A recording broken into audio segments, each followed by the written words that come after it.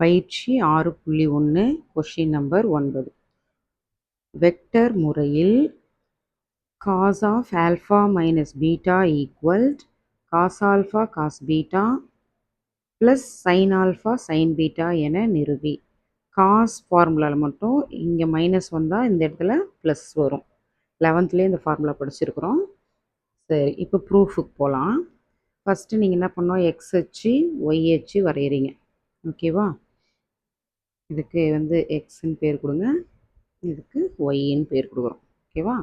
அப்புறம் ஓஏ என்ற ஒரு செங்கோண முக்கோணம் வரையணும். இதை இப்படி போட்டால் செங்கோண முக்கோணம். ஓகேவா?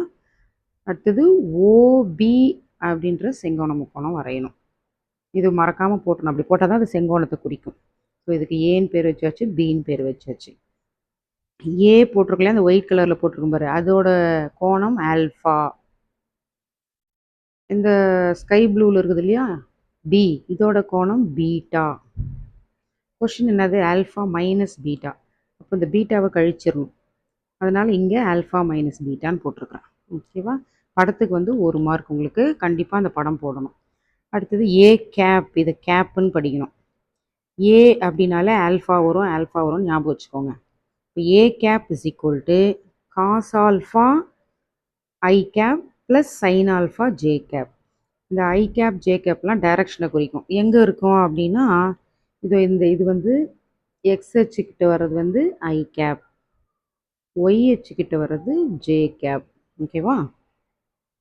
So a cap is equal to cos alpha i cap plus sine alpha j cap. So ஏன்னா ஆல்ஃபா ஆல்ஃபா ஞாபகம் வச்சுக்கணும். ஃபஸ்ட்டில் வர்றது ஐயா இருக்கணும், ரெண்டாவதாக வர்றது ஜேவாக இருக்கணும். அடுத்தது B cap is equal to, பினா என்ன வரணும் உங்களுக்கே தெரியும், பீட்டா வரணும். இந்த ஐஜே காமன் எப்பவும் போல தான். இப்போ cos beta i cap plus sine beta j cap. இது கரெக்டாக எழுதிட்டிங்கன்னா இதுக்கு 1 மார்க்.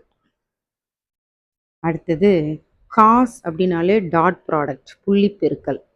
சைனுனா கிராஸ் ப்ராடக்ட் தெரியும் உங்களுக்கு. ஸோ காஸ்னாலே டாட் ப்ராடக்ட், புள்ளி பெருக்கல்.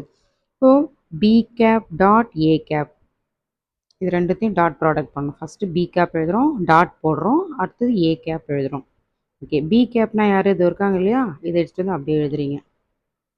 அப்புறம் இங்கே என்ன இருக்குது, டாட்டு. ஸோ டாட் போடணும். இது பெருக்கல் கிடையாது, டாட் புள்ளி பெருக்கல். அடுத்து ஏ கேப்பில் என்ன இருக்குது, cos alpha i cap plus sine alpha j cap. அதை அப்படியே எடுத்து ப்ராக்கெட் போட்டு இங்கே எழுதுறீங்க. அடுத்து இந்த பி கேப் டாட் ஏ கேப் அப்படியே எழுதுறீங்க. போயிட்டு இந்த கொஷினில் ரைட் ஹேண்ட் சைடில் இருக்குதுல்ல, அதை தூக்கிட்டு அப்படியே இங்கே எழுதுறீங்க. இதை டாட் ப்ராடக்ட் பண்ணாலும் இதுதான் கிடைக்கும். ஸோ உங்களுக்கு ஈஸியாக புரிஞ்சுக்கிறதுக்காக இந்த சைடு இருக்கிறத எடுத்து அப்படியே இங்கே எழுதுகிறோம். இது சமன்பாடு 1.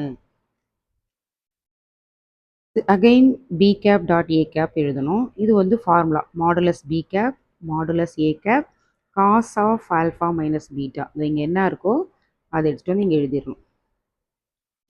இதோட மதிப்பு 1.